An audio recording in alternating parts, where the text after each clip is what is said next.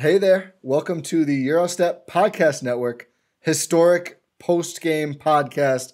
The Bucks beat the Nets, maybe push them into the play-in or into the bottom part of the play-in.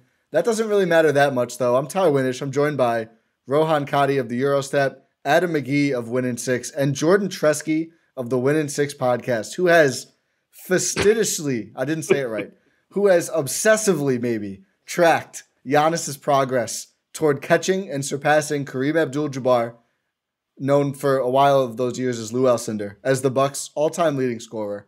And Giannis did it in amazing fashion. We're going to get to the how's everyone doing question. I've got to throw to Jordan first. Jordan, unfortunately, had to catch up, but we're going right to Jordan, our correspondent on multiple things, including Kareem Watch. Jordan, how do you feel? Giannis did it. It was great. I watched the whole game. Didn't have to work at all tonight. Didn't check my phone with every update that I could and just look like a madman. Like, why does this man care about Bucks basketball in a way that just looks weird? You're used to that, though. You're used to getting that from people, I'm sure. This is an extreme. This is, I honestly, and it sounds crazy. It makes Jordan sound crazy, so I don't like to do it. Well, that's a given. I don't think you've ever cared about any Bucks thing, like maybe even including them winning a championship, as much as you've cared about this record for the past few weeks, which maybe it's tied into some of our work on our longer term project, which you are very much. You are living in Kareem Abdul-Jabbar's Milwaukee Bucks world right now. I'm living at Juneau Village, which is where he lived, if anybody wanted to know that. So maybe that adds to it, but I have never seen Jordan care as much about something. So I feel bad that he missed it, but at least he's done it, Jordan. It's happened, and it happened in style. Yeah. You can't, we literally talked about some form of this, and of course it was like, oh, it'd be funny if, I think my exact scenario was like, he's going to be on the precipice of passing him, and I selfishly wanted him not to score or have Bud take him out so I could see him live. But who cares about what I wanted, because he passed him, and it came in this incredible game where the Bucks just come back and beat teams. That's just what they do. Technically, they did, yes. Yeah. They beat the Nets and Rohan and the scoring record. They took the win over me. So before we get back to the game, which it's an important game, and I think Giannis's MVP case is honestly probably the largest possible Bucks regular season game ever, right? It's got to be up there. I mean, all the stakes, everything that went into this game, Giannis putting himself back into MVP, beating the Nets, who obviously they scoring title as well. One of the few things he hasn't got yet. I was gonna say, I thought you meant the Bucks one. Yeah, his own. Oh yeah, but his own personal. Title. Yeah. You know, it's against the Nets. It's this important seeding battle, and by the way, surpasses Kareem for the scoring. I mean, it's got to be up there at least in terms of regular season games. The importance, and we didn't know all of that going in. We had an idea it could happen. Giannis now, I think, has scored like 85 points in his last two games. So I wouldn't worry that clinch a playoff berth officially too. Yep. Yeah, true. That's true. Not that was. It's something. Hey, it's HP basketball is excited about it. It's not even a shot. He loves the scenarios, but it's just a really, really cool game. I mean, it all came together. I think there's so much to talk about, but one thing that stands out to me on just the Kareem aspect that I want to just kind of lob to the group is obviously it took Giannis longer, right? This is Giannis's 9th Bucks season. Kareem had 6 total. But if you assume Giannis, and it doesn't work like this, I know, but if he had 3 years somewhere else and came in the form he was in, it would be a lot closer. To being the same amount of time. Yeah, he wouldn't score as much. I mean, Giannis's 6 all-star years, he's had exactly 6, the same amount that Kareem has been in Milwaukee, which I think is cool. He didn't score as much in those games as Kareem did, but I think it is, just interesting to think about that, Giannis came in so much younger, and Kareem was better when they were both 18. Like I'm not unaware of this. He was incredible his 3 years in college, but I do think that it's kind of an interesting parallel because I have seen mostly just like anonymous, faceless Twitter accounts. Like, oh, it took him so much longer than Kareem or whatever.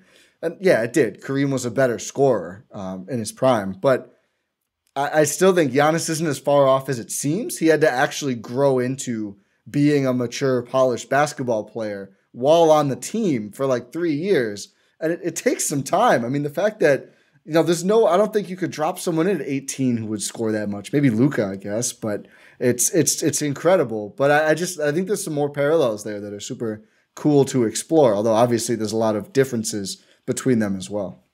It's better. It's better for the way Giannis did it. Like I think that's part of the reality, and this is the Giannis story that we've talked about in every kind of major milestone that's come along the way. For Kareem, it was like he was preordained to be an NBA franchise's leading scorer, or in fact to be the NBA's all-time leading scorer. Like that is what he was supposed to be. He dominated college in a way that few players had done up until that point. Few players have done since. You could make the case that no one has ever done. Like, so he comes into the NBA, he hits the ground running, he transforms the Bucks overnight. It's like that was all Kareem's destiny. No one ever doubted it. Like, if you go back to the time that all of us started doing book stuff, like started podcasting, started writing, like even at a point where people are like optimistic about what Giannis would be, the idea of him being the franchise's all-time leading scorer at this point would have been just bananas. Throw into that an NBA champion, a 2-time MVP, a finals MVP, a defensive player of the year. It's like, it's beyond most improved player. Yeah, let's not forget most improved player. It's beyond like anyone's wildest dreams for that. And I think particularly Giannis, it's the kind of thing that, yeah, he talked about, and there is the anecdote, right, of with his parents when he first visited what would have been the Bradley Center and Kareem's banners up there, and those kind of conversations that were had, and him feeling, without even knowing really the details or the context, just knowing they're the greats and I want to take my place among them. And he's done that, and he has now surpassed them. I mean, that's he hasn't just put himself amongst that group. He's taken the mantle of greatest player in franchise history. I think it's really tough to argue with that at this point. Like, this is one of the things. There is more. Obviously, Kareem had another finals appearance and really should have had another championship along the way. But based on how the Bucks are looking right now, and specifically how Giannis is looking, there is no reason to assume that Giannis couldn't match that in the next couple of months. Then he's already passed Kareem. And honestly, a lot of these other records, it's just a matter of time before they all fall to Giannis. Like the Bucks history books right now are on track to just basically solely read Giannis Antetokounmpo, and in not too far down the line. Like it's incredible, but this is well and truly his franchise in a way that I feel like we've all talked about or we've known for quite some time, but it's still really different and really special when it comes along. You're like, oh, this is it. Like this is, we are maybe even more attuned to it because of a lot of the conversations we've had over the last while, Jordan. But when you look at that, and even when you're like thinking about the Bucks past, and particularly when the Bucks recent past was so grim for so long, all that did was put Kareem and Oscar and that team up on a greater pedestal. That the idea of seeing someone kind of get to that level and go past it was almost unthinkable.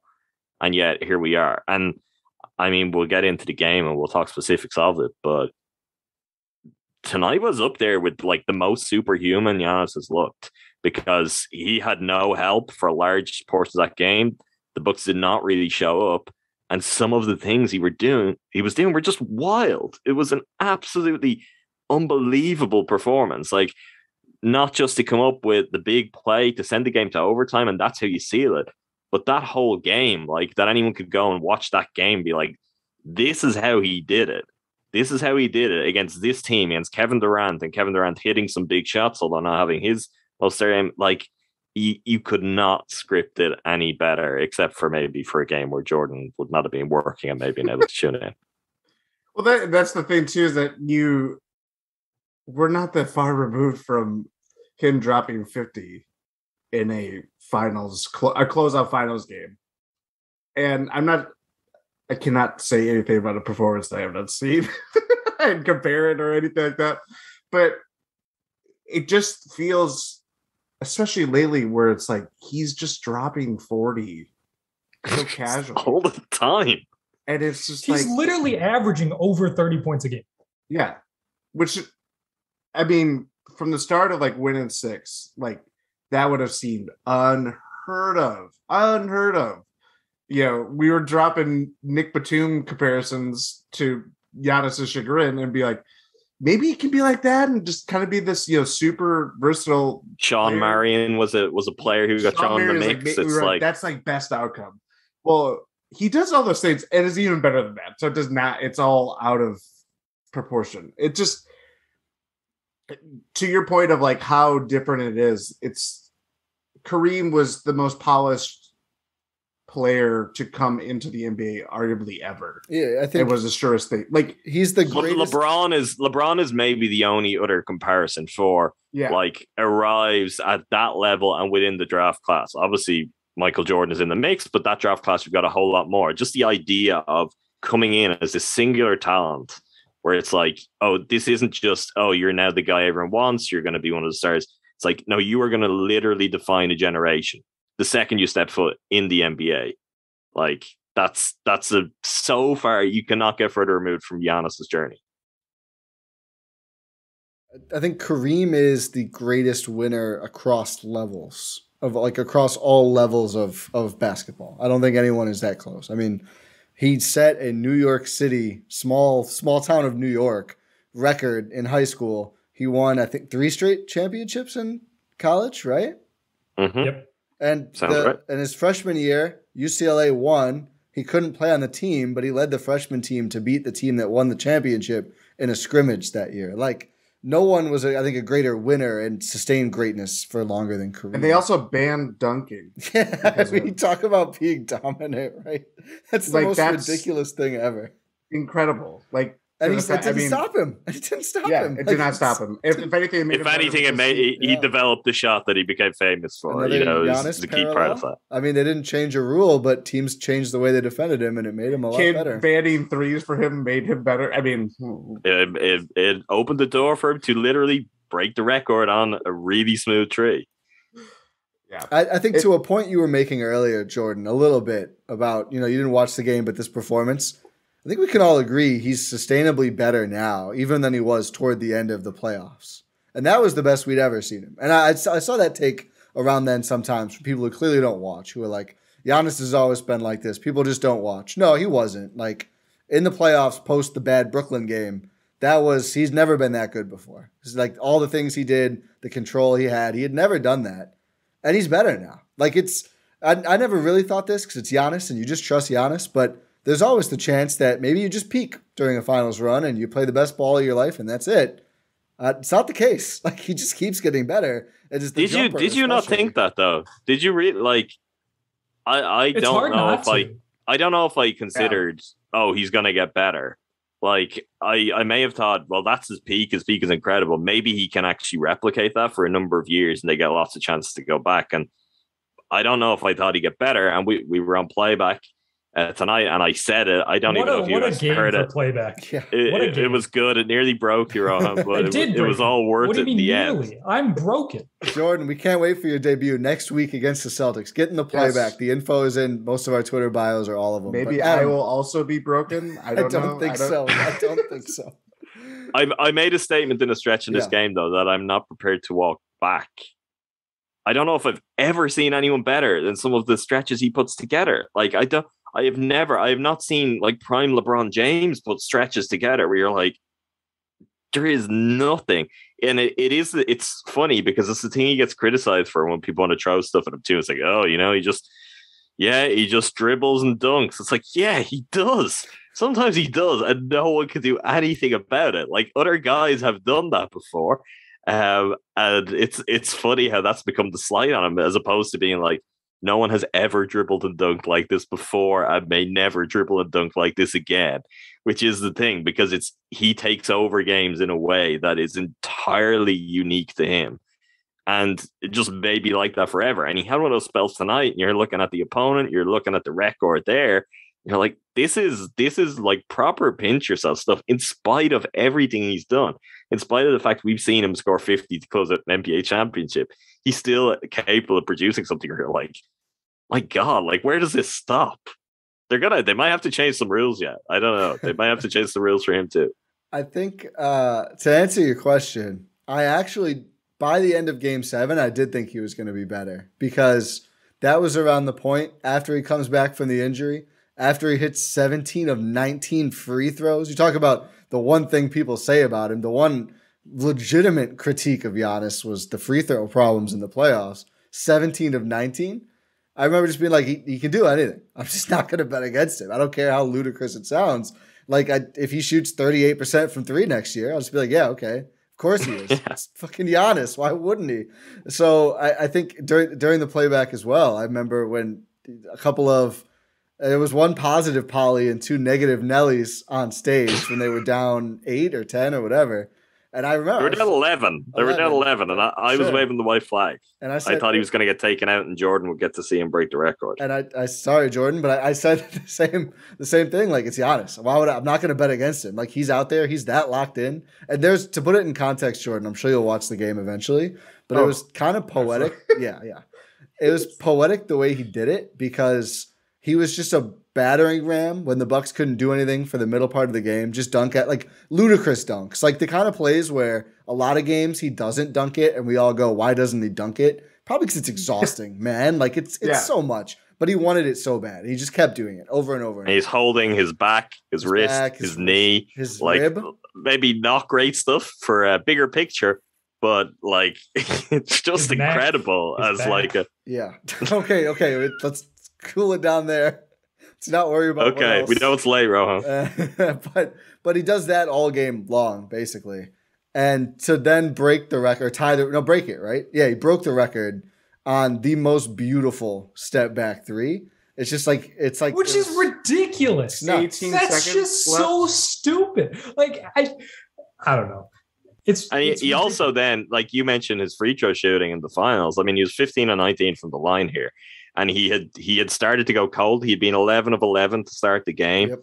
And it was like, okay, he's lost it. And then all of a sudden he has to step up 2 free throws to win the game. It's like, yeah, no problem. I've got this. So it's like in the game where he does all of that, it's like, yeah, he breaks Kareem's record with a made 3 and he beats the Nets in overtime with 2 free throws in like the greatest pressure you're going to get outside of the playoffs. Just wild. Absolutely ludicrous stuff. Like Ty, I know we talked about this on some previous pod about like stories. You talked about stories about like people, and you mentioned Jesus and Rasputin. 2 guys with hell of a story. I'm not gonna argue with you, but just it's poetry. It's a thing. You say basketball is poetry, like it's poetry in motion. No, it's not poetry in terms of sport. It's poetry in terms of an actual story. How do you write a better story than what's happened with this man? You can't. You really can't. What are you supposed to do? How can you improve it in any single way? All of you have been editors before. Can you improve that story? I'm not touching Giannis' story. Giannis is the only one who could do it. He just keeps doing it every single day. Jordan had to lead in. What was the Jordan lead in? It was a joke. There was a joke coming. No. Okay. That's all it was. Because I couldn't even touch... Nothing I've written in my life could touch, or like, yeah, that everything would be if you like pitched this in like some fictional writing room. Let's not forget. Disney Plus have a movie that's in production. Like, but I feel like that's probably happened. Like they may have rewrote it to get the championship in. And that must be a nightmare to film because you're like every day you're. I was going to say it. That's also true. She's got the new chapter. You just can't tell his story in progress because he keeps going and one-upping himself. The new chapter on the championship drops in this next coming. It's in April, right? This next month. Yeah. Hopefully we talk to Miran about that soon. Thank you, Jordan. So less than 2 weeks, and then he just does this, and now there's going to be another playoff run. It's like, good luck keeping up, man. There's so much to cover. You can never be satisfied. I mean, think about the reaction when her first book dropped, just to put like Giannis in perspective a little. Pre the playoff run, how incredible it was. And everyone is freaking out reading this, where he came from, what he endured, overcoming the odds, everything else. And then he becomes a top 25 undisputed player in NBA history right after that. And now passes Kareem, one of the best 3 players in NBA history, for scoring, not all time, but for the Bucks scoring record. And now he's coming at another playoff run where he's poised to potentially do that again, which I don't even want to think about right now what number that would put him at. But it's like the last, I mean, it's obviously it's a lifetime in the making and his parents' lifetimes and even more. But the last 12 months or however many months for Giannis, it's been insane. I don't even want to say meteoric rise because he was obviously great before, but just the exclamation points he keeps adding are incredible. There's nothing like this. Like we've all watched the NBA for quite some time, and you can look around, and there are incredible stories everywhere. Like for example, like we talked the MVP race, Joel Embiid from Cameroon and his story for how he gets the NBA and gets that place. That's incredible. Yeah. And Nikola Jokic and his story and coming from Serbia and how he gets that place. That's incredible. And those guys do not have like a shred of the resume or the story that Giannis has. Like, and that is just the reality of it. And he keeps going and going. They're getting Barkley. It's making the most incredible stories in the NBA, and some stories that, like, just in a general sporting sense, you'd be like, wow, that's amazing. I've never heard anything like that. And Giannis is just like, hold my beer. It's unbelievable. It's like, yeah, that's true. Told another joke today. Yeah, after passing Kareem, he had another joke. It's Giannis, man. It's like the. I don't know if a lot of you have watched Price is Right over the years. Oh yeah. They have this. Not what I was expecting. They have this like yodeling game. Okay, I'm out now. It's this mountain climber. It's this mountain climber that you have to like guess the price before the mountain climber falls off the mountain. Yeah, there's a story, and there's this ridiculous yodeling that just keeps happening, but it's stuck in my brain. This is amazing analogy, metaphor you got going here, but Jordan. I can't wait to see this thing land. Higher and higher, and you're like, it's going to drop off eventually. Knock on wood. I'm knocking all the wood around it. And you just like, no, the mountain just keeps, the mountain's Mount Everest. That's the twist. M. Night Shyamalan twist. He was at the Sixers Bucks games. ESPN Price is Right when. That clip is going to be so fire on TikTok. Gordon was born to be a TikTok star. Yeah, I agree with that. Those were my first words, actually. TikTok does sound like baby noises. Yeah. What just happened? Do we have? Sorry. No, that was great. I mean, it's we all are just trying our best to put Giannis into words, and we all take different stabs, and none of us can actually encapsulate all of it. Because you can't. It's impossible. It's going to be. It's an insurmountable journey. No, that doesn't work. The one thing I will thank him for, because it is something I've thought about before too. And I there's probably a factor, like, you know, how many times we've jumped on, we've had a podcast, and we did it all through the playoffs last year, and we'll talk about everyone else, and then we'll like kind of incredulously be like, Giannis, we've got to talk about Giannis because we keep leaving him. And part of that is you're like, what more is there to say? We've said everything. But he does help you by continuing to just do new things and reach new levels. You're like, well, actually, maybe everything hasn't been said about him, because he's gonna do things that we've never seen before, and that will force us to come up with new things. So that's kind of helpful on his part. But that is really the kind of the evolution, and that's what I now have a hard time wrapping my brain around. It's just like I actually can't imagine Giannis's next steps. I can't kind of just be like, oh well, you know, he's this good now. This is probably. So he can do anything. He can just do whatever he wants. It's Giannis's world. Like what even, like, I can't fathom what's there to do. But like Ty said earlier, I'm not going to doubt him. He's going to invent a new sport and play it on the basketball court. I don't know. Why not? Why not? At this it's point, just like, yeah, you see all these things. It's like, oh, he can't shoot free throws. Okay, cool. 17-19 to close out the NBA Finals. Oh, you can't shoot. Okay, step back 3 to send the game into overtime while breaking the record. Okay, cool. Now what? We just have to hope he doesn't get tired of basketball. Like, he could totally pull a Wilt and go be like the greatest volleyball player of all time. Just give us a few more years, Giannis. Just a couple more here in Milwaukee. Let's do some things. And no, seems like he's still pretty locked in on basketball, but the Brewers might need his help. He might have to go self-employed, suit up for himself. Owner player. Yeah, the Jordan parallels just keep resurfacing. That's true. Yeah, he could go play baseball. I think there is a serious conversation to be. Yeah, there's a serious conversation to be had about GOAT trajectory, Ty. I know you said that after the finals, but Ty's been saying that for a long time. Well, it's especially, I mean, it's even more relevant now when, I mean, God bless him, LeBron is doing everything he can to. What? I love you hitting LeBron with a God bless him. That's incredible. I just sounded like my 75-year-old grandfather. LeBron plays with Russ for 1 year, and Jordan's like, God bless him. I would say that about the Lakers more than yeah. Neither here nor there.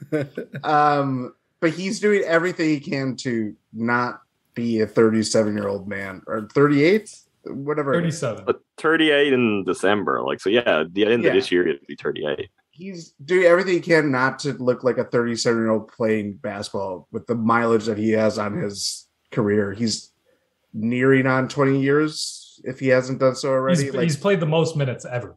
Yeah. He's nearing Kareem's bigger record. But there's no ifs, ands, or buts about it. He's in a career downturn. It's just this is how it happens. Yeah. But he's doing while still leading the league in scoring. Yeah. But to Ty's point of he's nearing Kareem's record, he is, but he is far enough away, and he's starting to miss games regularly enough where it's like you've just got to kind of hold it together to get there now. It's not a done deal. I've been saying no, and he is at the point where it is drastic.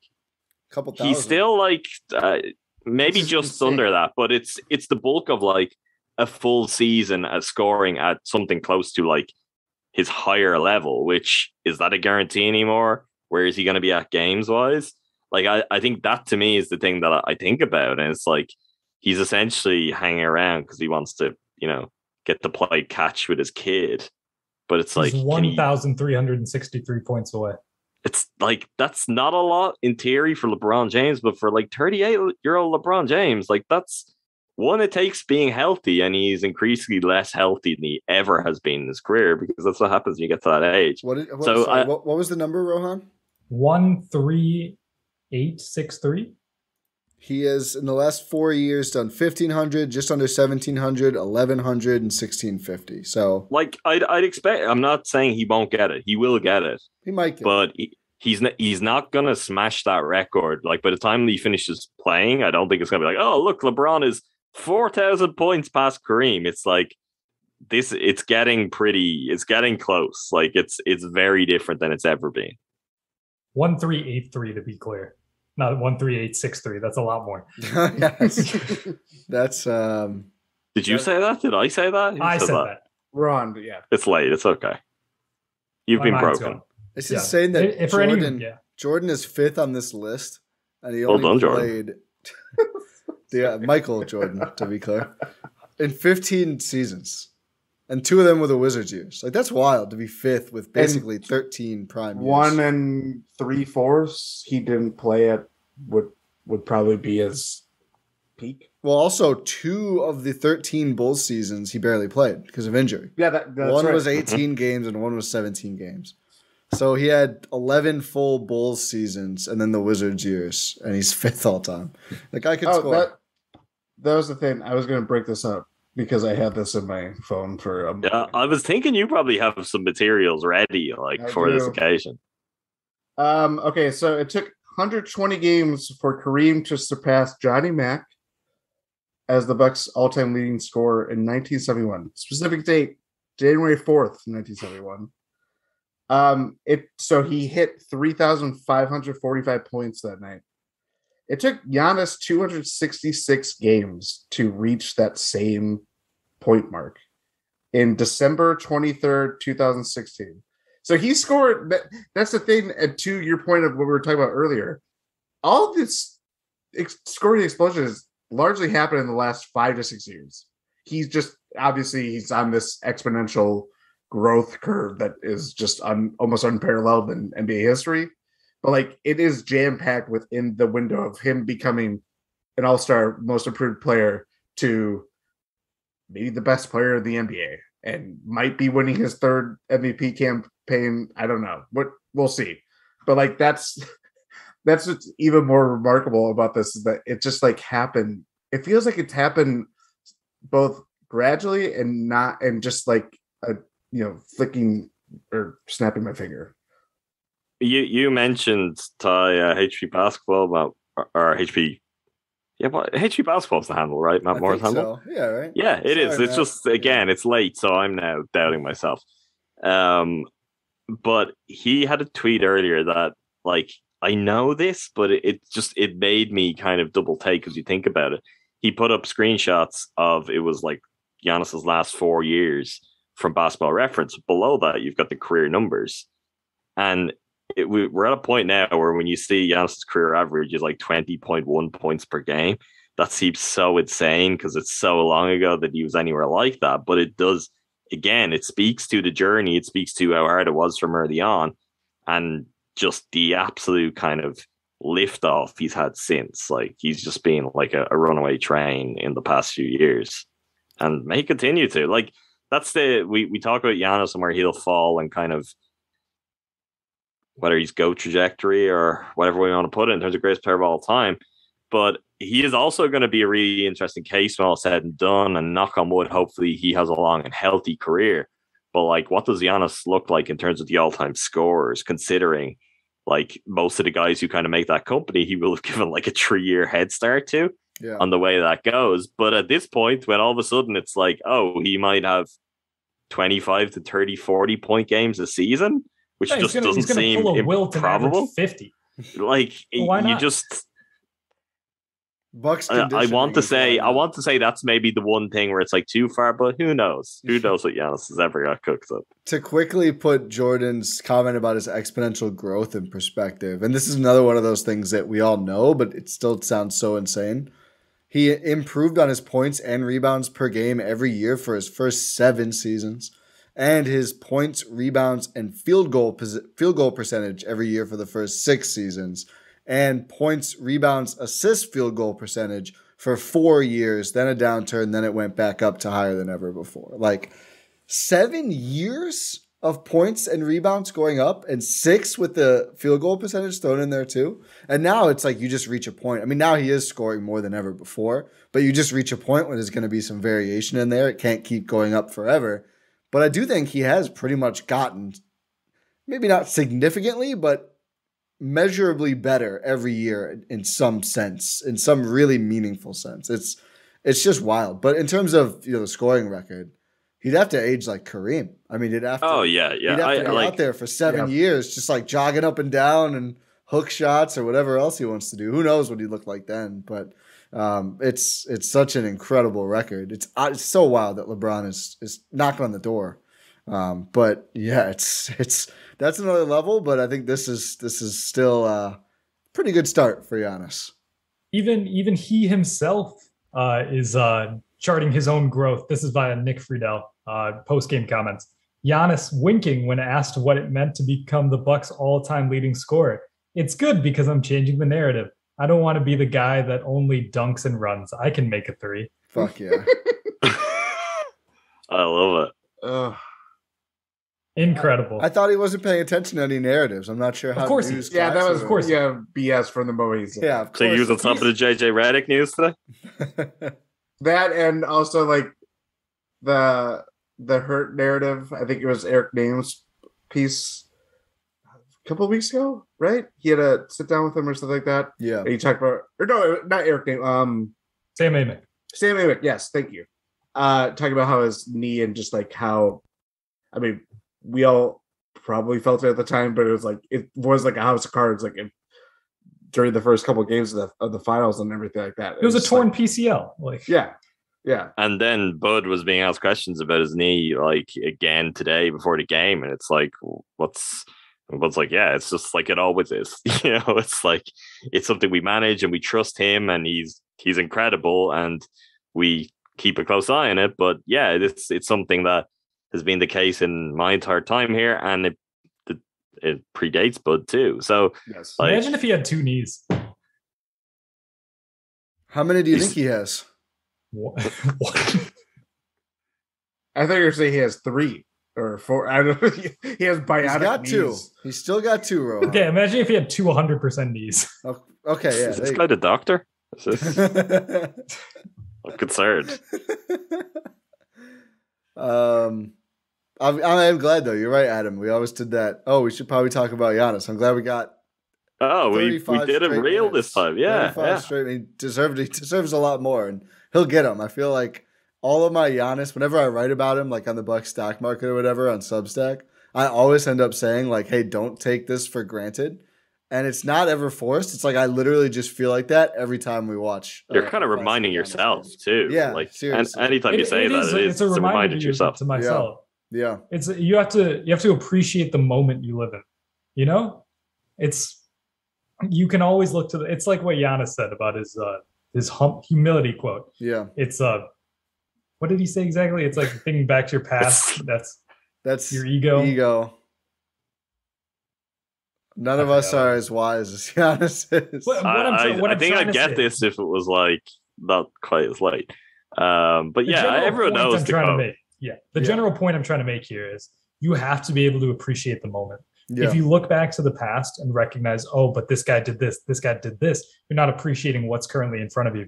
If you're looking towards what they can do in the future, again, we're doing that right now. We just did that. We're talking GOAT trajectory. Yeah, you can do that a little bit, but you also have to appreciate what's in front of you. Because you can't predict what's actually going to happen. You can say, oh, this might happen. He's on a path to do this. He could do this. But that has to be based on what he's currently doing. And you have to appreciate every single second that you have of that. Because this is not normal. This is not normal. Like, I was just thinking, this is Milwaukee Bucks basketball. Not to be like mean, but think about the whole Orlando Magic franchise history. They had Shaq for a little while. It's fun. Yeah, they had Shaq and Penny. I mean, that's Dwight. But that was a long time ago. And that's also, but they're the example of like what we feared, which is when you get these just like preternaturally talented guys, and it's like you make a mess of it. You don't make the most of it, and they leave. Great example. Yeah. So I mean, you could name almost every team in the league. The fact that the Bucks had Kareem and Giannis is actually nuts. Yeah. It's Kareem is the second best player to play for the Bucks. Kareem Abdul-Jabbar. He's not even number 1. Are you thinking about it, Adam? Yeah, I wouldn't word it quite that way, but yeah, I agree. Like Giannis has a way to go to match Kareem as all-time player, as books, he is the best book. As a player, Kareem is still the best player to have passed through, but I'm not saying that in the way that like Giannis isn't capable of getting there, because Giannis is fully capable and on track to get to that kind of level. Which is, like we talk GOAT trajectory. If you're talking about someone getting to the level of Kareem Abdul-Jabbar, that's exactly the kind of stuff you're talking about. But no, that's my only hesitation is, it's like it's the old distinction that I always used to have, even with Kareem, which is like Sidney Moncrief, pretty great book. Yeah. Like not as great a player as Kareem, but in terms of how he carried a Bucks team, it's not always factors in, but like whatever way you'd want to look at what Sidney gave to the team, what Kareem gave to the team, it's like, Giannis just was all of that and then both of them. Yeah, entirely. And the way he carries himself and what the franchise means to him, and the kind of the gaps in what you would have had with Kareem, as opposed to what was there with Sidney, but what he couldn't actually achieve in terms of his talent, or I guess the ceiling for those teams. It truly is the best of both worlds for who were the two greatest players the franchise had seen before now. What could they do and what couldn't they do? And Giannis has come along, and it's like, well, why not both? And that's a good spot to be in. How lucky are we? We get to cover it. I agree, Rohan. Jordan, what'd you say? So Russell Westbrook couldn't have said anything for himself. Jeez. Sorry. We are very lucky, though. And that was the other thing I was thinking of, which is like, whatever we like, it's actually really difficult to imagine like watching the Bucks 10 years from now and what that's like, just as in what it's like post Giannis, because based on some of John Horst moves, 10 years might not be post Giannis. Well, yeah, that's also true. That puts them right in the LeBron zone now. But right, if we want to go 15 years, it's just like whatever version, and you could get 15 years might not be post-game. Okay, well, maybe Ron never wants to imagine it anyway, Nope, but that's also fair. But it's like maybe another really good, fun team comes along, but it's like you look at the gap between Kareem to Giannis, and there's good fortune in that. I know for so long the narrative was like Bucks fans have had nothing nice, and they really like the era between those two, and certainly post late 80s, the suffering was real. Was it worth it though? I mean, I can't speak for people who weren't around for the entirety of that time, but I think people who were there, like if you're a Bucks fan from day one and you got to watch Kareem and now you're watching Giannis, like that is more than a lot of just, good, make the playoffs year in, year out. Like not to throw another franchise under the bus, and a franchise that have won a championship in recent years and are pretty new, the Raptors. Like, what have the Raptors actually got in terms of you zoom out and it's like history? It's like the greatest player who's ever played for him is Kawhi Leonard. We know how brief that was. I mean, it doesn't take away from what he did, but it doesn't leave the greatest taste in your mouth in terms of just looking at what that means historically. So you're left to kind of valorize guys like Kyle Lowry, DeMar DeRozan. Nothing wrong with that. Great players for that franchise. It's such a remove, though, from the position that Bucks fans get to be in, where it's like, yeah, what if the guy is like almost like homegrown? We've seen him from the start. We've gone through the whole journey. He's sticking there. And there is that progression. There is that reason why we talk about, oh, yeah, well, he's behind pace and scoring for a lot of those guys because of those early years. It's great that those early years are with the Bucks. Like that's even different to say someone like Chris's story, which when we look at Chris's legacy as a Buck, there's always, well, yeah, what he was before and what he was with the Bucks after that trade, and he only really took off from there. It's still not the same though as if he was there from the beginning, and the Bucks were the ones being like, not just we see something in you, but we're going to go through the tough times. That's just really cool. It's a really unique relationship for a fan base to get to have with a superstar. And then for Giannis to kind of reciprocate it in the many ways that he does is all the more special. To bridge the gap a little bit and bring us to the game itself, I thought it was perfect. Yeah. I thought it was perfect that this came against Kevin Durant, who I think we've talked a bit. Maybe Carmelo is the most connected superstar to early Giannis, but Durant certainly, it factors heavily into Giannis's story. And even before, obviously, post, the series we keep, at least me and Kevin Harlan keep referring to as the Eastern Conference Finals. Last year, it was not. It was the Eastern Conference Semis, but, might as well, whatever. The epic Bucks playoff series, the finals are the finals, but at least on the Eastern side. But, Kevin Durant, I recall being the first Apex superstar to really acknowledge Giannis publicly on an old Bill Simmons podcast in some restaurant. I remember you writing about it. I remember you writing an article about it. That was really early days. Yeah. The anecdote from Marin Fair's book, shout out again. Mm-hmm. Kevin Durant took a trip. This might be Kobe. Could be wrong. He took a trip to Greece, and Giannis, it wasn't like he met him, but just like, hey, kind of thing. Yeah, they crossed paths. That's right. Yeah. So there is this. That's got to be over 10 years now of this kind of always kind of crossing each other's paths and just being in their story and stuff like that. And especially that first, I think it was that OKC game during the Bucks, awful 13-14 year, and Giannis making an impression. He's like, that's Kevin Durant. That's, all that stuff, super impressionable Giannis at that time. And that always lingered on to, where they are now. And they dapped up and they embraced the end of the game tonight, which it's something that I've been paying kind of increasing attention to. Giannis does not do that anymore. Sixers game, and Embiid is someone who Giannis does get on quite well with, and they seem to have a lot of mutual respect. Everyone else goes shaking hands. Giannis is straight down the tunnel. He's straight back to the locker rooms. But tonight, it's no, he was there, and it's KD. So that still kind of is clear, and it's still clear anytime KD talks about it, he clearly recognizes. And you see it in his reactions. There was once tonight where it cut to KD on the bench after Giannis had made, he was nodding. Honestly, what was a really KD-esque mid-range jumper. Yep. And like the part of Giannis's game that was missing, and the part that someone like KD would have recognized, and KD always gave him his credit in spite of it. He wasn't someone being like, "This is what's not there," but he was nodding, and you could see the recognition in his face of like, "Yeah, well, he's completely unlocked the next level. He can do the things he couldn't do before." And he was already just completely ridiculous on the things he could do that no one else could do to begin with.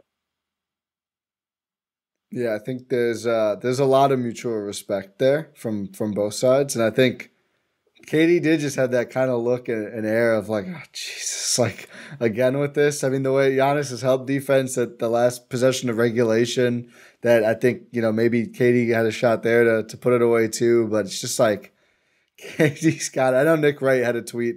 Some people are taking issue with basically saying, KD had to be number 2 to LeBron his whole career, and now if Giannis is there, and we'll see. KD obviously still certainly a great player, but it's got to be a little exhausting to be that great of a player and running to LeBron for so long and now Giannis for so long. Although KD said he's fine with it too.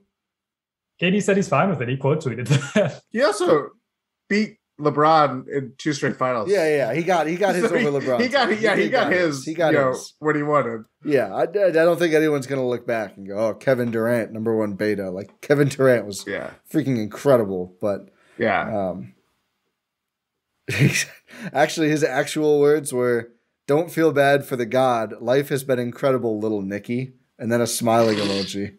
KD on Twitter might be even better. I love KD. How about a little KD. Nicky reboot? KD's tweets will be good tonight, yeah. As the Adam Sandler movie.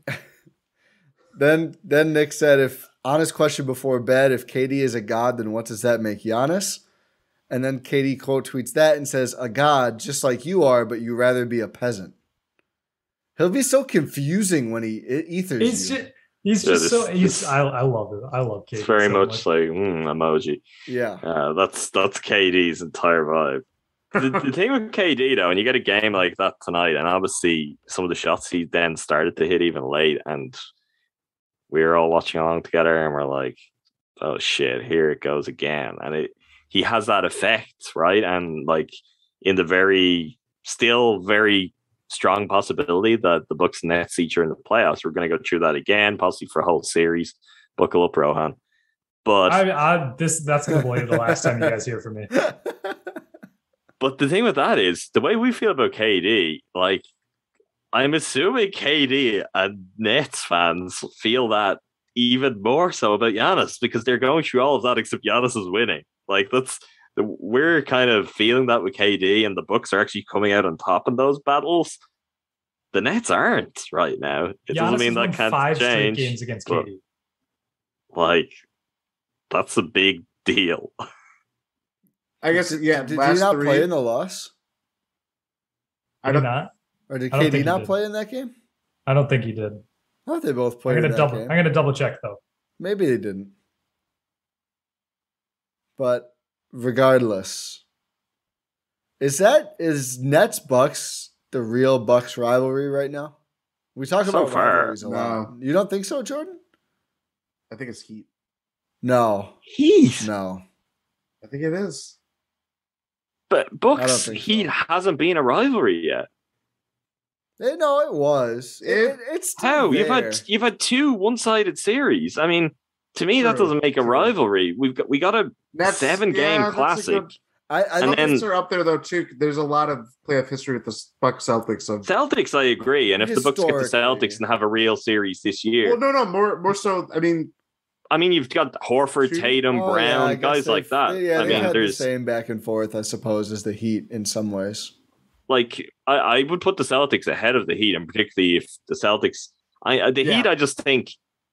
I don't think it's a rivalry if teams are just alternating between beating the crap out of each other, which is so far what the Bucks and Heat have done. I think it's a rivalry because they were so. I'll see what I think would happen again this year. They're such personal rivalry was to continue. They're such personal series, though. KD did not play in that game pre All-Star break. There you go. But your general point still stands. Giannis is beating KD a lot recently. Yeah. No, but I think the rivalry thing, I think it's Bucks Nets because the sub element is Giannis KD. And that's like, that's the bigger overall matchup. Yeah. I mean, you don't have against Tatum's great, Butler, sure. but it's not the same as these two apex top 3, 4, whatever. Not to get into JJ Redick territory. These two top X players in the league going at it and just having these incredible games, They're both on the 75th anniversary team. Like that, they're MVP winners. Like that is a very good point. Finals MVPs. I do think Sixers has the potential to vault into that very quickly for similar reason. Where if you got a classic series and that's Giannis versus Embiid, and then you've obviously there has been history between them. Though. He's not in this tier. He's not. Listen, he's in the next group. Giannis isn't the next. No, it was Giannis not in the next tier. I heard Giannis is in the next. Someone said Giannis was just in the next tier. He's not in this tier because it's Embiid's up here and then here's Giannis. So I saw tweets and it was like the top 6 is actually the top 3. This isn't tennis. It was a tweet I saw from JJ Redick, and I'm like, honestly, good for you, guy. I have no idea what you're talking about there. Just tweeting through it. But no, seriously, I do think this, the Sixers is one where it's like that could vault if you get. Yeah, but we've been waiting for this whole. I know we have, and the Sixers keep deciding. We had it last year. They just lost. They lost to the Pistons. Ben Simmons, and they did just lose to the Pistons. Have a back injury, and the other rivalry to put out there, which obviously takes a lot to fall into place for it to happen again, but I don't think anyone feels it's impossible. If we get a finals rematch, the ultimate rivalry is Bucks Suns, because if you're only meeting essentially when there's championships on the line, that gets pretty interesting pretty quickly. But it's Nets for me.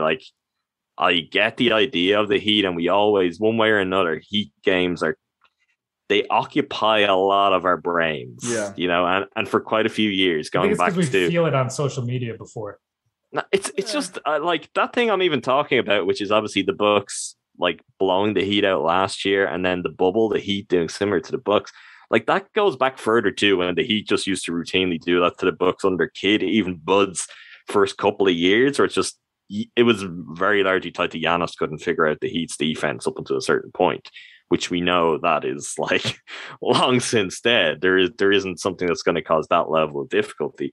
I don't think that's the same. That 7-game classic was special last year. Yeah. To then have a game like we have tonight, possibly just 2-3 weeks before we get to see them start up another series, that's proper 80s classic rivalries. Every single meeting between these two teams is an event. Yeah.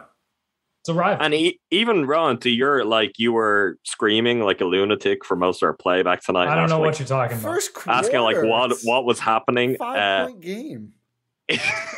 I don't know what you're talking about. It was 11. It was 11 at the time I quit. I'll just put that on record. But it was a really weird, chaotic game. It became a rock fight in spells. Then both teams had these surges of scoring. It was exactly like the kind of games we saw in the playoffs. I was going to say, sounds like... It follows the script. You're like, this game is completely out of control. It's pretty sloppy. Neither is playing their best basketball by any means. Then it's a stretching. Oh, Durant's taking over. Or, oh, Giannis is taking over. And it's coming down to the wire. It's so much fun. I mean, it's a lot of stress, particularly when you're watching Rohan. But I love Bucks Nets. I love Bucks Nets. I never want to see a Bucks Nets game again, but I also would kind of watch anything, or would happily watch nothing but Bucks Nets for the rest of my life. My life may not be very long, but it would be entertaining. Yeah, my life would not last very long if that was the case. I think I want the series. I just don't want it in the first round. Are you scared? No. It's just not right. It should be a conference finals. It shouldn't have been second round. Well, but it is. It was the conference. Listen to Kevin Harlan. It was the conference finals last year. So they could play in the first round, and then a year from now, everyone could just be like, "Oh, Bucks Nets in the conference finals last year." That's essentially what last year was. Jordan, Kevin Harlan 5 or 6 times tonight just referred to 2 teams playing in the conference finals last year. Man working for Atlanta's TNT. As the NBA finals, rightly or wrong. I mean, did you know that Kevin Durant's foot was on the line? Did you know that Kevin Durant only had 26 points? I did want to talk 21 about this. shots. I mean, the Bucks defense on Wes Matthews. I think he's just the starter now. I don't want to go too deep because he started again. Done a lot. Yeah, he started again. He took the KD assignment from the jump, and they helped a lot. Drew took some possessions, but he did a Chris damn good took job. some possessions, and then Chris took himself out of the game. Yeah. Oh, yeah. Chris did a bad that's flagrant. Yeah. A Grayson Allen-esque flagrant. Yeah. Not ideal. He could have killed someone. Oh, That was the most violent act I've seen. I don't know. It was Judd Apatow being tweeting about Chris tonight, Yeah. but I think, but no, I will say, KD though. I think the Bucks picked their poison, and it was probably smart. But he did have 11 assists. Like there were holes because they sent help, and I think it was the right call. I mean, they eventually the rest of their offense dried up late, and KD couldn't do quite enough. Like a story we're kind of used to. I think it's a pretty good plan, quite honestly. I like the way they defended him. I mean, there's people who are going to be mad no matter what the Bucks do defensively, but I think if you can, because what it's going to be late, right? It's going to be Durant, and maybe he passes. Don't leave someone wide open, but kind of feel better about like a semi-contested Bruce Brown shot than any Kevin Durant shot. Like I think normally you'd feel good about any Bruce Brown shot, but turns out he's actually like he was making shots tonight. That's just part of the reason why I was going insane. 23 points. Is that a career high for him? That must be close. He's had a couple of good games recently. I will say this was pointed out to me in the playback chat, but there's very few players where I'm like, yeah, you know what? Give up a semi-open shot. KD is very much one of those players that you're like that. So I thought his it was career high 29, so not quite. Not too far off though. He's got quite a while to pass Kareem. That's all. It's a couple more. He's got quite a while to pass Brooke Lopez. You mean in like Brooke Lopez, the legendary center of that franchise? It's probably updated. The franchise scoring leaders. So before this, I am not. Oh, it's been refreshed. Damn it. Brooke Lopez is 10,444 points for the Brooklyn Nets as the franchise scoring leader. Is the lowest of all teams in the NBA. Not a surprise. That's kind of surprising. I would have thought like the Pelicans are. Pelicans are second with Anthony Davis. Oh, what did AD get more than that? He got 11,059. he played I'm there. surprised at all the time off he took. He was there for longer than I think, and he's still kind of young. AD's career is weird. Yeah. Bucks, now Giannis. The Bucks rank. Live counting. 23rd. 23rd Nice. out of 30 teams. But where will they end up? Like how far until 15? So what is number one? What's Karl Malone. Oh yeah, that makes sense. God, can he just be removed from all records, Second? please? Can I second? Wait. Let's let me do think top about three. it. is who second? Bird? No, didn't play enough. Bird isn't even number one for the Celtics, Timmy, is he? is it No, Timmy? he's not. Is it Timmy? No, Timmy. Is he the Spurs guy? Yes. Yeah. I'm gonna say Dirk. Third. Yeah, Why can't I figure this out? Kobe. Kobe is second. Yeah, Oh, that makes sense. guys who never left.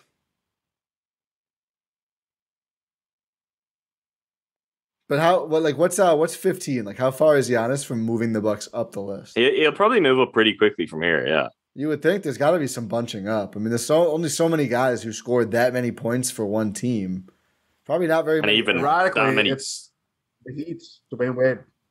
21,556 points. That's a lot of points. That's yeah. 15 or that's next? That's 15. The Oh, okay. Sixers are 14. Hal Greer's 21,586 points is 14th. So very close. I mean, he's getting 2,000 a year. I know that's still way off though. Like that's a lot of points. Oh, I think yeah. Dwayne Wade's 30 career, points a like game. Dwayne Wade's career is not short in scoring. Well, hey, I mean, he was with the Cavs for most of it, wasn't he? Or the Bulls? I thought it was the Bulls. Yeah. Mostly a Cav and Bull. That And was I the think- Jazz. Yeah, some really good Jazz sticks. Is he second behind Malone or? The crazy thing about the Jazz, Stockton's probably not even second, is he? I wouldn't. No one has to imagine. look this up right now, but they played together for so long. Such a great player. Well, no, that's how Malone had all those points. is 'cause yeah. Stockton just did the passing. Like, I will give props to Rudy Gobert if we can just say Donovan Mitchell and Rudy Gobert are the greatest duo in Utah Jazz history. They've got like. John Stockton is second. Oh, he is second. I guess. 19,711. Adrian Danley, former. did you Buck. say 19,000? Yeah. That's a lot of points for all of his assists. But let's move on because we don't want to. He also played like 20 years. Props. Yeah, I was gonna say Giannis has 14,000 and well, I guess 9. John Stockton averaged 13.1 points over his career. He played till he was 40. Wow. Dependable, but his peak. No, that's not. Yeah, that's you're right. No, we're That's not. enough- We're that's not giving enough props to Stockton. John Stockton. That's well, I'm not giving prop. Okay, You said dependable. he was. I mean, that's not props. It's just On the basketball fact. court, only. Yeah, I mean, his NBA not in the career. not in the bleachers. It turns out. Yeah. No. Do we care about standings at all anymore? I feel like. No, I say get the 1 seed. Get the 1 They seed. get the 1 seed. I want the game 1 back now? seed. Yep, half game back. I want the 1 seed. They are the best team in the Eastern Conference. Oh, they're Go get it. Go get home court. They're not. I don't. Oh, I guess they're 2 losses behind the Heat in conference record, which is the tiebreaker for these 2 teams, but only 1 win behind the Heat. So Yeah, they have the same record as if they win their, to use soccer parlance, their game in hand as such. Then they're the exact same record as the Heat. So they just need to slip up 1 less time than the Heat, which is the way the Heat are going at the moment. now Max Strus, DPOY. I think everything's changed now for them. Every time someone says Max Strus, my eyes just roll so far back in my head. Is it funny? It's game in hand for soccer, but it's football. Whoa. True. Great. Thanks, Jordan. Handball is a penalty. Not a penalty, but it's a foul. There's so many ways you can take it. Did go any of back you to get a the chance to Price is see? Right. Possibly not. I'm just changing the subject back to basketball. Doc Rivers post-game Yeah, press I conference did. tonight. Yeah, Is that I real? should But I do. also No, that's a real. That's It's not now ballsack, it's now that's real. Harden's turn to be thrown under the bus. I think we're gonna have to start a Wait. new segment What on did he the say? pod. Oh, baby. You're going to like this. He essentially he was asked whether it was like the role players who let them down. He said no, it wasn't the role players. It was James. So I'm The I'm bench. paraphrasing, They say it but- was the he bench. took a but page not of the by conference much. semifinals last year. It was the bench. the bench. Okay. But yeah, same difference. Wow. So things are going well elsewhere. The Bucks are just breaking their opponents in the East. The funny thing is, outside, so you've got Bucks and Celtics. Like, are the Nets now like the 3rd most stable? Unbelievable considering the personnel of the season. But a team in the Eastern Conference as well. Like, obviously we have the threat because of their top level talent, but when you're just looking at like team that's trending the right way, that doesn't seem to be completely overcome with internal drama now. Either them or the Raptors. Raptors is probably a better show for lack of internal drama. Ben Simmons was still sitting on the bench looking Ben like that Simmons tonight, had on so some glasses. he did. He had LEG glasses on, Jordan. It's quite the sight. Wait till you see it. That is quite the image in my mind right now. I'm not exaggerating. He's I'm not not. joking. It's Are you He's serious? Okay. Yeah, he's got LEG glasses on. They have But to orangey red Ty's shades. general point, I'm not scared of anyone else. I've I'm not never scared. been- That's not No. saying scared. No one's. I'm, been I scared. didn't say you. I'm talking I know, about standing. I I don't wasn't even- taking a shot, Ty. Ty is very sensitive. Don't get when me people started. say scared around. Well, no, it's because I keep doing my standings watch like a dutiful little Twitter person, and all I get, I tweet, okay, if they do this and this, they won't see the Nets round 1. I'm not scared. I'm not scared. either. I could Just see how laying you. out the scenario. I could see, for example, for today's version of that, Jordan's saw just Ben seeing the Simmons. LEG He glasses. saw Ben Yeah, Simmons, that is very LEG. Holy cow. I could see, for example, how that was framed today. How you get that feedback to it, though, Why? Yeah, maybe you're just framing because it. it was framed a little bit like you were suggesting. Well, it would just be No, better they to should avoid the Nets. It would Yeah. be better to avoid the net. That's obvious. But it you would be better can't to you can't the avoid Nets. them forever. You're going to have to beat these teams to go and win a championship. Yeah, I just like I've been saying, you in the first round you can get the Bulls, the Raptors, one of the Cavs, Hornets, or Hawks, or the Nets. There's a pretty clear hierarchy there. I am fine with having to go through the Nets. I would rather not. So then it's go fine through- then. It doesn't matter. It matters. It might not make the difference, but it does matter. Are you sure? Yeah. But Yeah, okay, I am. so the real thing on this, which is obviously the Bucks' perspective on this now for the foreseeable future, is we went through this dance last year. We had these kind of conversations, and we had them with probably much better reason than this year. Because I think, like, based on what we saw last time against the Heat, it was like, do they really want to play the Heat? And they made the conscious decision, which they talked about, and they really backed it up. To be clear, I am not, nor have I ever been agitating that the Bucks should try to lose games to dodge a team. No, but I've been consistently against. No, but the point of that is, I think we watched the Nets tonight, and we're watching Kyrie's playing really well now that he is, allowed to play full time. Yeah, in the country, in the United States. Now that he's a full-time player, that's true. KD is obviously KD. Like, I don't have a problem in saying I fear the Nets because of KD, but I don't fear playing them. Like, if you play them, there is going to be an extra level of anxiety there that does not apply if you're playing the Bulls or Raptors. Like, that's it. It's percentages. That's simple. But if you don't get the Nets in the first round, like, who's knocking the Nets off early that isn't the Bucks? You're probably get knocked off. No, but you're probably gonna get them down the line. But so maybe, I don't know. Who knows? I don't know. Like, does it matter? Did it cheapen anything about last year to you that the Bucks beat the Nets in spite of what Kevin Harlan says, the conference semifinals instead of the finals? Like, I don't have a problem doing it that way again, where it's like the toughest match was earlier on. It's like they got through that series, and then it's like, oh, well, there's a little bit of respite here. Like, that works for me. It worked for the Bucks last year. And particularly if you've got, say, the prospect of the Suns, if you want to go and win it all. Like, I don't necessarily think that's the worst thing either, to not have to stack those back to back. Obviously, the risk level is massively increased, but this is something that no one's talking about, and maybe I shouldn't even bring it into the conversation here, but people must be thinking about it. Let's say you get the Nets in the first round. The Nets of Kevin Durant, the Nets of Kyrie Irving. Let's say the Nets beat the Bucks in the first round. Do we care? Do we have any outsized? But do we have an outsized? Do we have an outsized reaction to that relative to anything else? Like, does that? What? No, why? Like, why would that? This is my approach. It's none of the things you're saying. The percentage of winning a championship is higher the easier the path is. Maybe it doesn't matter, and they do it or don't do it either way. But it's appreciably harder if you have to do Nets. Nets, Celtics, and then one of Heat, Sixers. That's 3 legitimately tough series. And whatever you want to say about the Heat, maybe it's not them. I think there's 5 teams that are really good, or at least can get there, depending on injuries and a bunch of other things. And there's 3 that are going to make the playoffs and not. So it's the difference between potentially 3 gauntlets and 2. It's just a better. That's it. It's simply a higher odds chance of getting through it because. Like it or not, we'd like the better team always wins, but if it's close, they don't always. And I'd rather just have odds of getting which is I have one thing to say to that. What? Scared money don't make money. Okay, Rohan. You have agreed with me on this for so long. I'm gonna dig up the archives.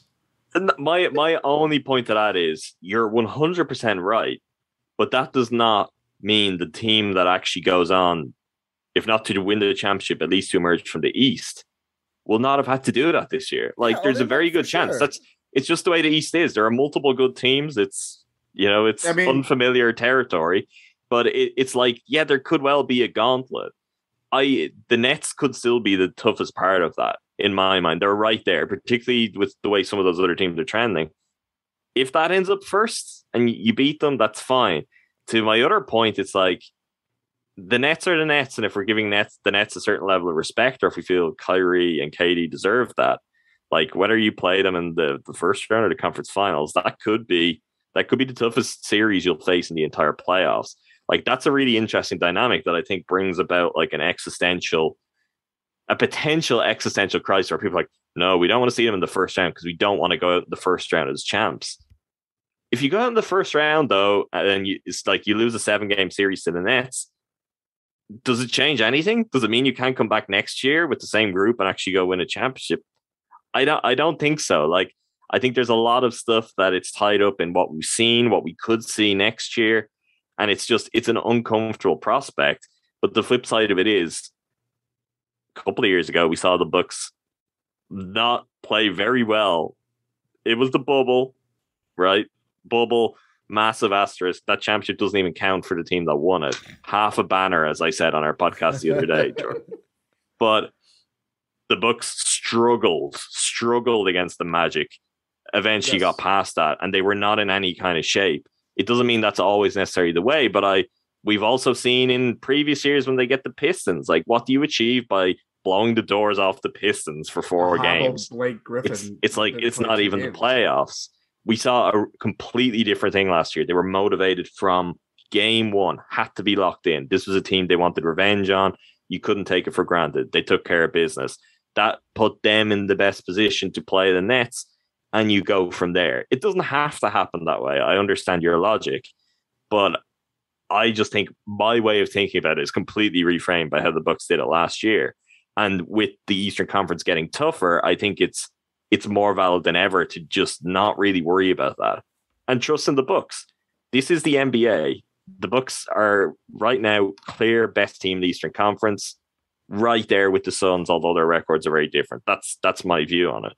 That does not mean they win a championship. The odds would still be against them winning a championship. There are a lot of good teams there. I don't really care what way that may or may not come about, but if they're going to win it, they're going to have to beat some of these teams. And it makes it more special if you beat the Nets too. I want to beat the Nets. Just prefer round 2 or 3. So you're not scared of the Nets. No. You like to beat the Nets rather than you're scared of them. Okay. It's all, and it's not doom and gloom if they do catch the Nets in the first round for me. Just simple preference. This is, and Rohan will back me up. Well. This is becoming a thing because this is one of your classic. You're digging your heels in over something which, like, I get it. I don't think we're debating anymore. No, but there's a bit. There's just, there's just more wiggle room to you acknowledging, like. Just add it. It's fine. And we'll move. We can move on. What should I acknowledge?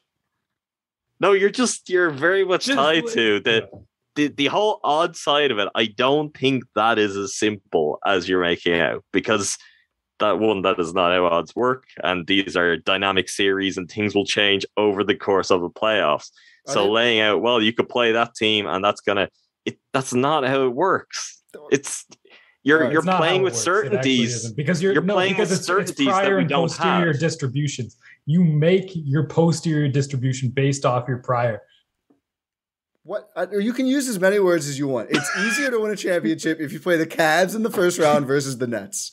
Let's not move try on. And stats this to death. I don't think it's stats here, but I think the arguments would be made. We'll let the court of public opinion decide. So it's possible that it's hard. So if you play at Ty Windish, I'm calling this trial. Just reply to Ty right on Twitter. Just all you have to do is send either 1 or 2 words. So if you think he's scared, send scared. If you think he's not scared, send not scared. They're just gonna say scared. We'll let the people decide. If they think you're scared, they'll say scared. Send 1 word to Rohan. Nets or Cavs? Who's harder to win a championship if you have to play in the playoffs? That's like 15 words, man. Nets or Cavs? Who would you rather? No, it's just Nets. I'm telling them which one to pick, Rohan. Listen, I just cast my vote. I sent my vote right now. I figured. So we'll see what the people decide. I look forward to the Substack on all the scenarios where it's a lot harder if you get the Cavs round 1 versus the Nets.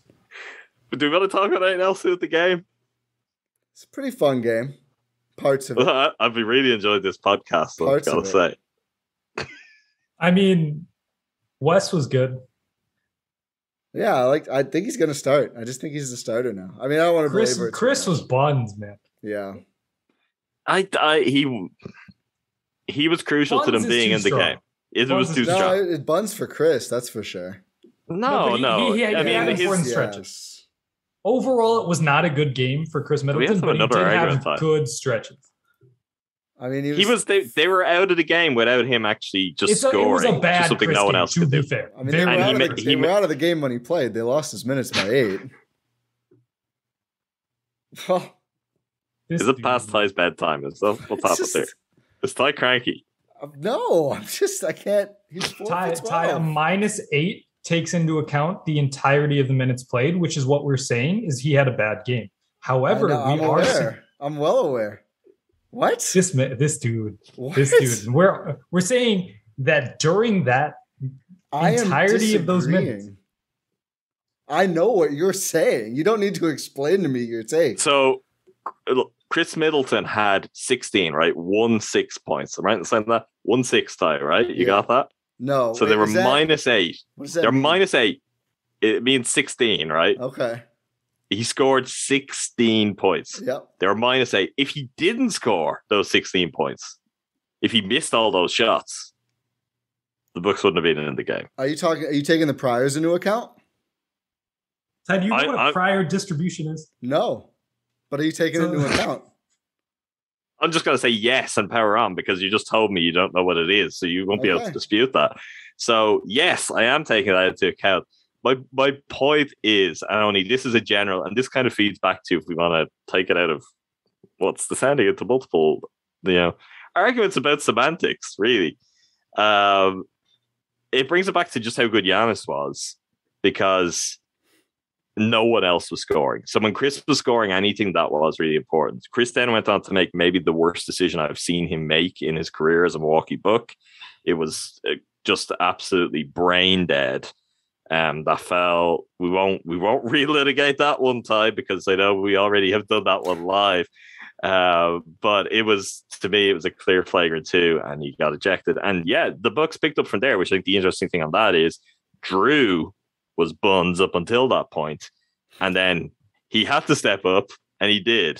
He has funds. Correct. Nice. I like it. Yeah, I got anything else? The general takeaway is that Giannis did not have a lot of assistance in this game. He did 0 assistance. Bobby was terrible up until overtime. Terrible. Up until overtime. Let's say about halfway through the fourth. I think he picked it up a little bit. Yeah, late situation. Pat gave some first quarter or first half anyway. He had a burst and then he did like nothing after that. He only plays 20 minutes. Yeah, I was about to say he didn't play. You were picking him out to be like the game changer late. Yeah, and Bud didn't even put him in the game. Well, that's weird. I think that's the one last thing I'd actually like to talk about is the closing lineup. What were these lineups? The closing lineup after Chris gets ejected. I think everyone would just kind of pencil Pat in there after last year. And it was particularly he wasn't playing Brook either. Yeah. So. But Grayson and Bobby, and Wes now is the starter, that made sense. But Grayson and Bobby closing that game, I thought was kind of fascinating. Like, is that just Bud wanting more offense? Is there? I wonder. Yeah, I think that goes to that's like the counter I have on Wes and some of the decisions they're going to have to make when it comes to different series, and particularly with the Nets. It's like, I think it just got to a certain point in that game, and they were struggling to score. Where it's like we just got to give ourselves every offensive chance. Like, let's trust in Giannis, let's trust in Drew, let's trust in the team that they're like locked in at this point in the game. Not in a Jimmy Butler way, but locked in, like focused, going to execute and give their best from possession defensively. But they needed as much offense as possible. And I guess that's the only logical reason for why Grayson and Bobby would be the choices over some of the alternatives there. That certainly wasn't the lineup, we're going to shut them down. Yes. And you mentioned it, but it's probably worth highlighting too, because we talked a lot about some kind of Giannis standout moments offensively. We only briefly touched on like his absolutely down to the millisecond perfect health defense to come across. And Wes had done an unbelievable job on KD. This is the last possession of regulation, and he done an unbelievable job, but KD was going to have a clear shot over him because he's much taller than Wes, and as much as Wes kind of bothers him, if KD decides to spin or he creates any sort of space, the height advantage is there. Giannis could not have read it any better. Perfect contest, right time, no time for a pass. Like, the kind of play that isn't going to get a whole lot of love in terms of his defense, but one of the better defensive possessions I've seen from this year. It was a great read. It was a fantastic read. He knew exactly what KD wanted to do with the ball in that situation and read him like a book. Yeah, and I thought the help defense behind him too, even. It didn't look like, there probably wasn't time anyway, but nobody looked wide open. Like, they fanned out just well enough. Maybe the Nets bunched a little bit and made it easier for him, but it was just, there was a couple of possessions. The Nets were bunched baseline, so it was easier for the Bucks. But, and I think part of that too, to make it probably harder to send the help, or at least come from farther away. But Giannis just timed it so well and moves kind of fast when he wants to. But I think there's a couple of possessions in this game where the defense was just like crazy. And even after Chris goes out and you're having to rely on guys who are certainly not known for that, but just like turning up in the right spots, forcing loose balls at the right time. Like, I think it was like the way they started the Sixers game with just that insane locked in defense, but with like three of the players different. Thought it was really impressive the way they defended at times late in this game against maybe the hardest player to guard ever. Agreed. See, I can agree with you. We've all sort of calmed down here.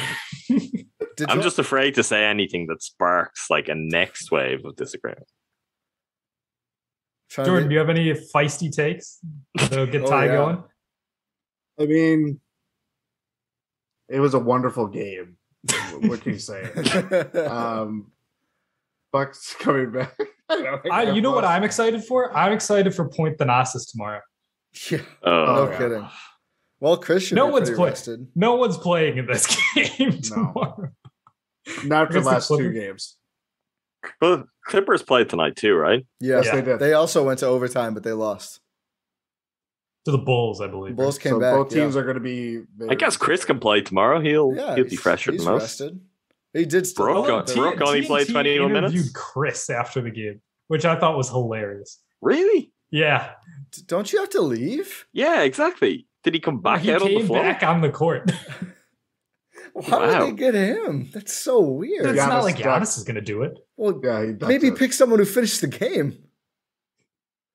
I don't know. I just saw the video. Chris, what was it like watching from the showers as they came back? And he was making a Giannis MVP case. Well, it's good. It's just a very I guess that's the last question. Is Giannis MVP? I think so. Yeah. I think so. I changed my mind. You think he's winning it? I saw you tweet that, and I was like, "Is that a joke?" So, were you actually you didn't think he was MVP? No, I thought it was Jokic for a while. Team's not good enough anymore. The Bucks just had such an uninspiring season. I know you can say the same about Jokic, but like if Giannis had dragged the Bucks to whatever the Nuggets record is without Drew or Chris, and they're better than the guys the Nuggets are without, but it is their second and third best player. And obviously, the Bucks are without Brook. It obviously was profound. But I just thought what Jokic did this season was incredible. And I'm not a Vlorp Schlorp guy, but like just the normal, like the stuff you can see that he does. Like he's obviously really great. Like an all-timer probably when all is said and done. So I thought he had an awesome year for a team in a pretty bad spot with cycling through some pretty bad players. But I think Giannis kind of has taken it here this week specifically. This is not like the Harden years. Like this to me is not a disparage the other guy in the mix. It's a reflection of how the season has been overall. Outside of the Suns being the best team, we're just not going to mention any of their players because they're not good enough. I mean, and that whole Devin Booker thing now it's so forced. Did you see them working out after the game? After the Warriors game, no. They brought all the equipment into the hallway. I mean, I'm fine if you want to argue that he should be fifth. I don't know why people get so turned up about fourth and fifth. I don't care who's there. There's a clear top three. I mean, I think that's as simple as that. I think there's a clear top two. No, I agree with that. Yeah. But there's also a clear top three. Not to go all JJ Redick and get into specifics of this. But the most JJ Redick has ever been mentioned on this podcast. Well, his Bucks exploits do not deserve merit generally. I was waiting for that. Or do not merit mention, I should say. No, I think the biggest thing for Giannis and MVP is we've seen this happen. We know what it is. It's a narrative award. Like for all of the voters who dive into the numbers. I said this recently. I think there's a lot of these people who just want to be told who to vote for. Like they want to be told, this is the guy. Look, this is the story. This is the guy. Look at how he's done it. When some influential voices come out and do that, I think you see this year to year, a lot of people flock. You know what's even better than that is when like game after game after game, you've got these massive matchups stacked up. It's like, okay, we've got Giannis against Embiid, Bucks Sixers, massive game in the East. Giannis prevails. Bucks Nets, Giannis against Durant. Oh, epic game, goes to overtime. Giannis prevails. Oh, and he also overtakes Kareem Abdul-Jabbar for the Bucks all-time leading scorer. On a step back three to send the game to overtime, by the way. I still can't believe that. We've got the Celtics next week, national TV, and it's gonna go through that again. There's the Mavericks, Luka Doncic, a player who's like Bulls. So he's got all. Well, come on now. Well, the Bulls game too. I mean, they're on national TV. Like, will they even play Giannis? So that's an easy win. They don't beat good teams, remember? I hope they don't play them against the Mavs. That game starts at noon. That's going to be a bloodbath. That's not a Bucks formula. I don't understand. I don't understand why they keep doing Sunday matinee games against the Mavs. It's every year. Noon's too early for me, even. This is it's too early. I'm like Ridiculous. Jordan in that case. I'm working. It's too early for Giannis, who's it that's for? sure. Who does it benefit? No one. It's very International. strange. Well, actually, that is the reason that's at noon. That's a perfect. That will be European game of the week. You've got Giannis against Doncic that makes in sense. prime time window. That's Yeah. so that'll be seven Central that's European true, time. that's true. They did that last year for a game too, didn't they? I think we might have had a Nuggets game that was kind of like that last year too. So that's going to be the reasoning for that one. You guys want to know a fun stat? Because we should probably wrap this up. Yeah. It's been a while since I've heard you say, do you guys want to know a fun stat? So I'm always down, Ron. This is from at Stats by Stats. So many now. Giannis Antetokounmpo, the Bucks, is the first NBA player to have back-to-back games with at least 40 points, 10 rebounds, 5 assists, and 60% shooting since Wilt Chamberlain from December 20th through 22nd, 1963. I was waiting for Wilt Pretty for you to good. be like December 20th, 63 through November 14th, 64. That's Wilt records, but that's awesome. I was personally hoping it was Bob Pettit, but Wilt was good. I'm coming around to Bob Pettit. I'm glad to hear it. What have you learned? No, let's just leave it. It will go too long. You don't want to open the Bob Pettit. I can go on a soliloquy Jordan. about Bob Pettit if you want me to, Ty. No, Great, you're we're on winning out of 6 on time. Tuesday, and we're doing a Bob we'll Pettit do it later. episode. We'll do that later. We'll say I don't even know how long we've been doing this. This has been way too long. Yeah. Thank you for listening to this episode of the Gyro Step Podcast Network. This is a special occasion, special event. Hope you all enjoyed. Make sure you're subscribed on your podcast platform of choice. Make sure you're subscribed to the Substack, gspn.substack.com. Subscribe to the YouTube, Gyro Step Podcast Network on YouTube. Follow all of us on Twitter. I don't know what else is there to plug. Pod Go Random. Buck. Yeah, Pod Random. I was getting to it. Pod Random. I've got one thing. Oh, Keep an eye out. Big GSPN news, new podcast coming soon. Yes, there is. I'm not going to try to make a hint. Or No, anything. don't. Yeah, Just I'm leave just it going at to that. embarrass myself. Leave it But yeah, big stuff coming soon. Can't wait to share it with you all. But yeah, Pod Random. And talk to you next time.